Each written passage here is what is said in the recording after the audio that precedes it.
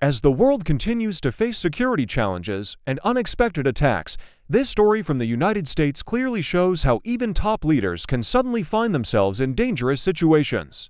Donald Trump, the former president of the United States, recently said he felt no fear at all when he was quickly evacuated from a gathering with journalists after an armed man attempted to enter and opened fire. The incident happened suddenly, highlighting how crucial the security of leaders remains, especially during public events. Although security personnel acted swiftly to remove him and protect both his life and that of other officials present, Trump said he initially wanted to stay and see what was happening before he was instructed to get down for his safety.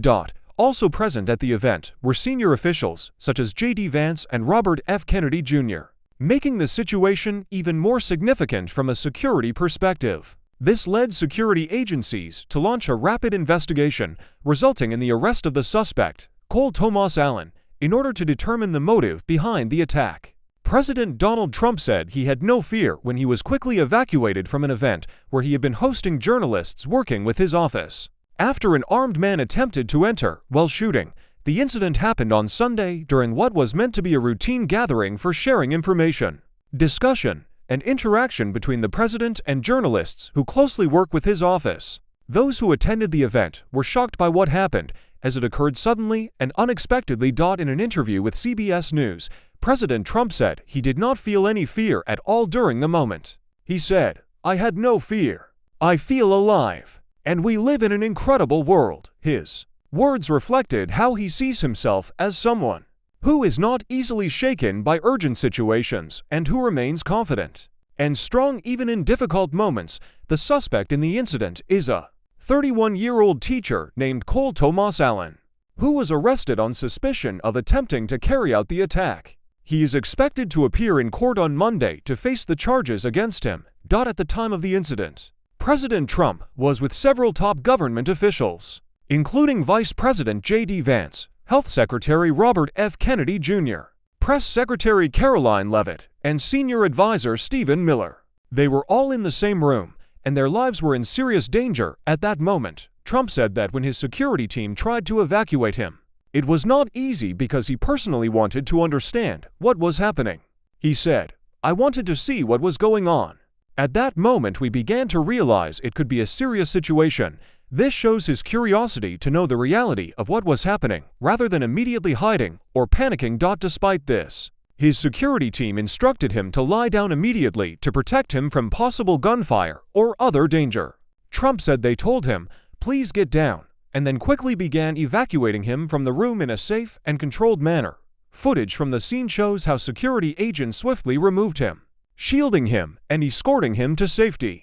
This demonstrated how security services make rapid decisions to protect high-ranking officials. Preliminary investigations indicated that the suspect intended to harm top officials, including President Trump himself. This has led security agencies to strengthen protective measures, especially during public events involving high-level leaders. The incident caused concern among many people, including politicians and ordinary citizens, as it shows that even places considered secure can be targeted by such attacks. Analysts say it is important to continue investing in security, particularly during events that bring leaders into contact with the public. Despite the seriousness of the situation, President Trump continued to project confidence and insisted he was not afraid. Some viewed this as a sign of courage, while others saw it as a way of maintaining a strong political image.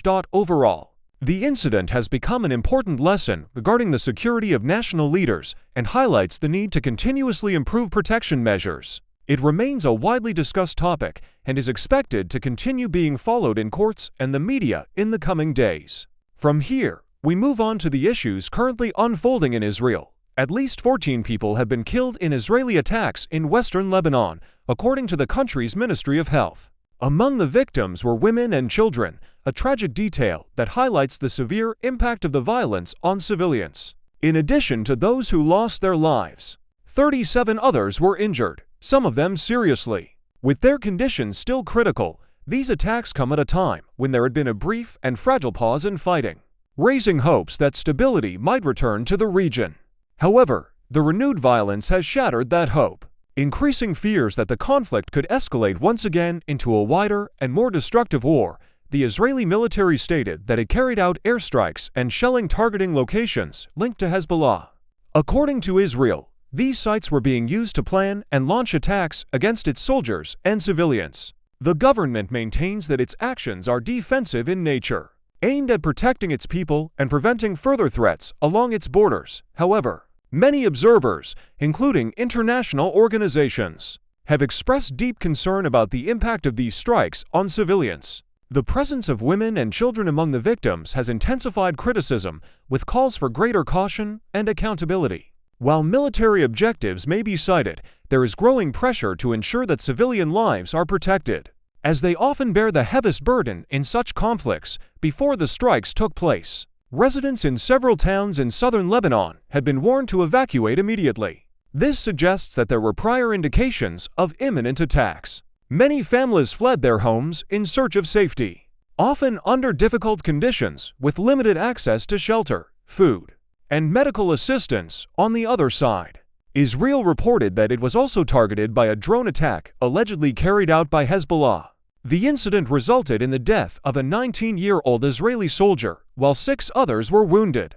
This highlights that the conflict is affecting both sides, with casualties being suffered across the divide. In response, Israel stated that it intercepted 3 drones before they could reach its territory. This demonstrates the country's advanced defense systems and the increasing role of technology in modern warfare. Nevertheless, it also reflects the ongoing cycle of attack and retaliation that continues to fuel tensions.